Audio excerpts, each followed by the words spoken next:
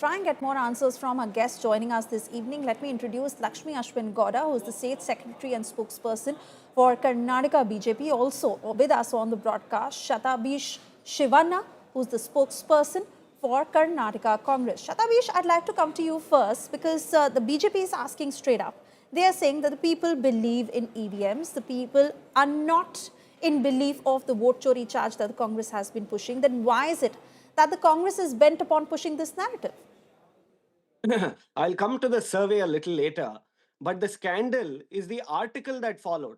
An article that conveniently suppressed inconvenient facts, highlighted selective fragments, manufactured a headline that people trust the EVMs, precisely at a time when Rahul Gandhi, the honorable leader of opposition, is leveling serious allegations against the Election Commission of India.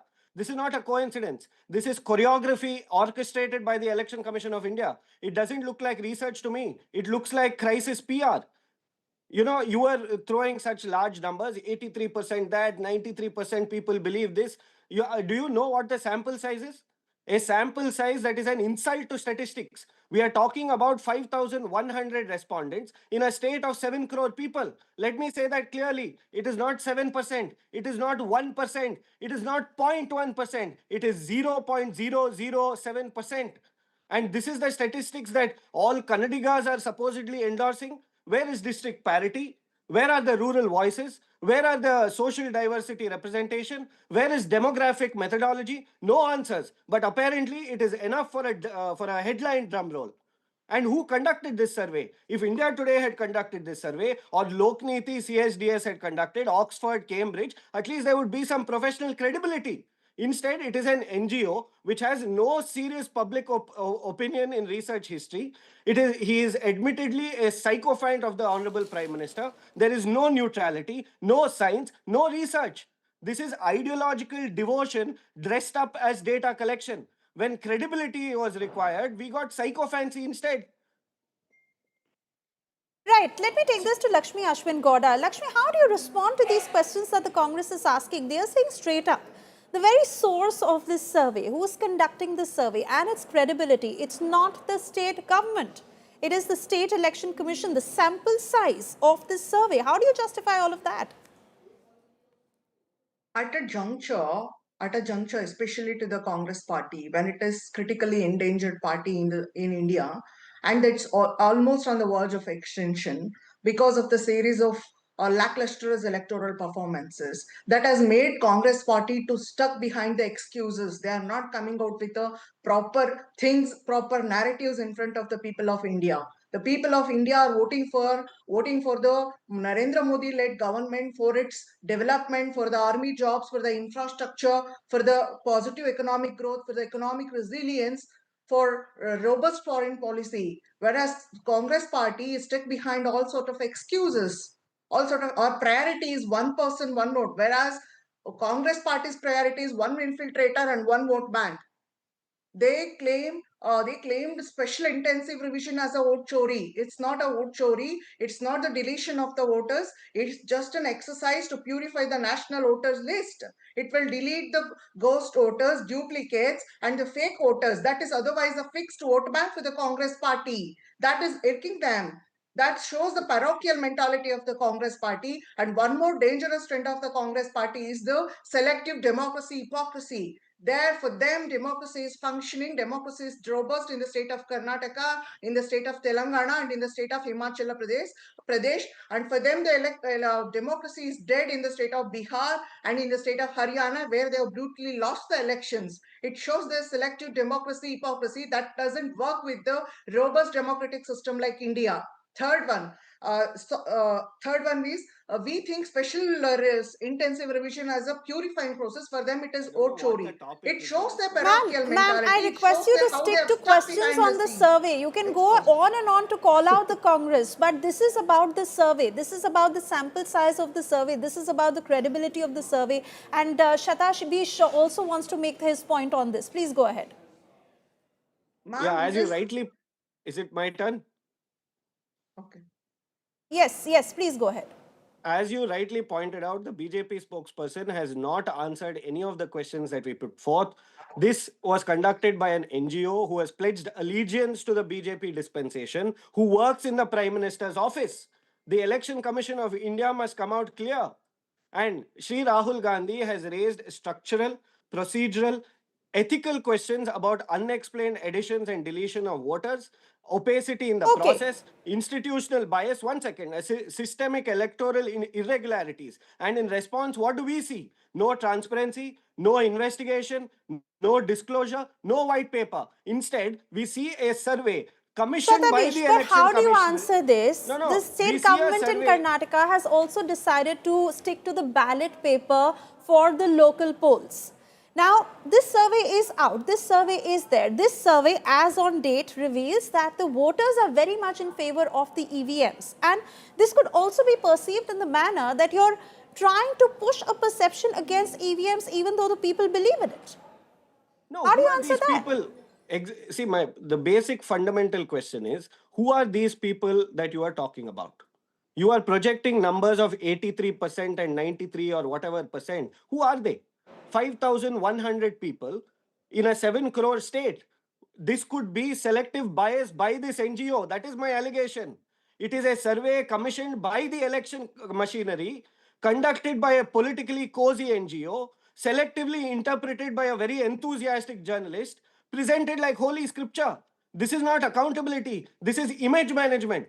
See, I'm nowhere pointing out democracy doesn't need selective storytelling.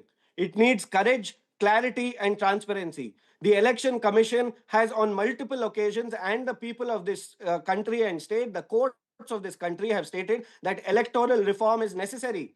When there are serious allegations made against the Election Commission of India, it is their duty to come out in the open and provide white paper as to what these allegations are and what they will do in the future to restore faith in democracy.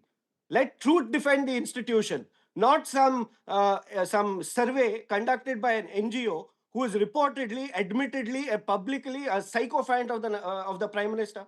Is this correct? And is Okay. this the statistics that we will rely upon to project what the situation is? Let's give Lakshmi a chance to respond to you. Lakshmi, make your point. A Congress spokesperson has correctly pointed out who are those people, those who have participated in the survey. Totally 5,100 people have participated in the survey from the districts of Bangalore, Belgaum, and Kalburgi, where the AICC president has hailed from. They are the people of Karnataka. They are not the please don't outsiders. forget, They are madam, not the outsiders. there is a charge In sheet survey, filed by the special investigation though it team might be a in the minuscule very same minority constituency as where compared the to the 7 BJP crore leader is Karnataka accused number voters. one. Okay. Though Have it you may be a forgotten Let's take minuscule this. minority, Let's take but this it one is by a one, please. I scientifically request you both to conducted not survey. speak over each other. Congress people are speaking about the vote chori when they have hijacked the prime ministerial election post in 1961 when Jawaharlal Nehru became a prime minister of India despite having secured only 2 votes out of 17 provincial votes, pushing aside Sardar Vallabhbhai Patel, who has secured 15 out of 17 provincial votes. That is number one vote chori. Second one is in 1975 when Miss Indira Gandhi has imposed, Srimati Indira Gandhi has imposed emergency in the state of in India, despite opposing the Supreme Court mandate, opposing the people's mandate. That is second vote chori. Congress party should understand vote chori is belongs to them, not to BJP party. They are disgruntled. They are not happy with the electoral performances of the BJP party, and they are calling the voters the thieves just because the fact that they didn't vote for them. It is totally unacceptable. It is totally condemnable. Lakshmi, firstly, when he's making that point, he's referring to the sample size, 5,100 respondents. It should have been a larger sample size to really reflect the minds of the people of Karnataka. But Shatabish, I also want to come back to you to say that casting aspersions against the Election Commission of India time and again, not following due procedure when it comes to raising such objections are also allegations that have been made or questions that the Congress is left unanswered. Lakshmi, you'll get your chance. Let Shatabish clarify that. I'm sorry, I couldn't hear that last bit. What I'm saying is that while you make a correct point on saying that there are 5,100 respondents and Lakshmi will respond to that, but fact is that you have also been raising or casting aspersions rather against the Election Commission of India time and again. While certain documents have come out and you seek transparency, the ECI has also come out and clarified on this several times, but this hasn't really taken the direction that the Congress has wanted to push when it comes to vote chori. It's a huge allegation.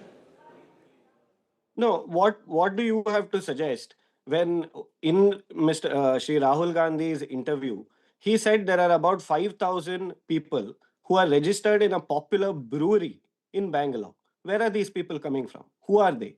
Has the Election Commission of India responded? We have leveled serious allegations against a constitutional authority who must come clean. When we ask questions, they demand that we file an affidavit. Is this how a constitutional authority will function in the country? And let's take Alanda.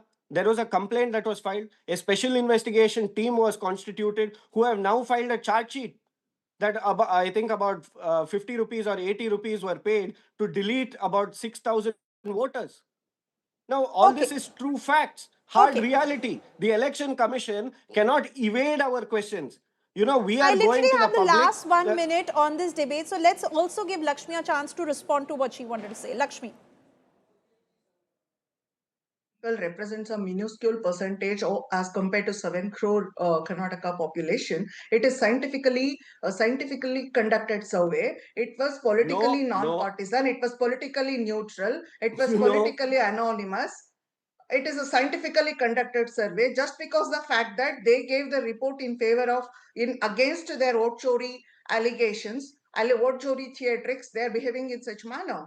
For them, I would like to ask them one question. What were they doing when they won the election in Karnataka with a spectacular majority, and in the state of Telangana and in the state of Himachal Pradesh? Why didn't they complain about EVMs? Why didn't they raise the narrative? Why didn't they spin the narrative of vote chori? Why did they do only when they lost, utterly lost in the state of Bihar and in the state of Haryana? They raised the issue of vote chori. Which Chatabish, that is true. That is something that the Congress has done time and again. Wherever you win, you don't say anything. Wherever you lose, then you start raising doubts against it. I want to thank you both for joining us this evening and really clarifying the many points that have come forth on the Karnataka survey that has been conducted.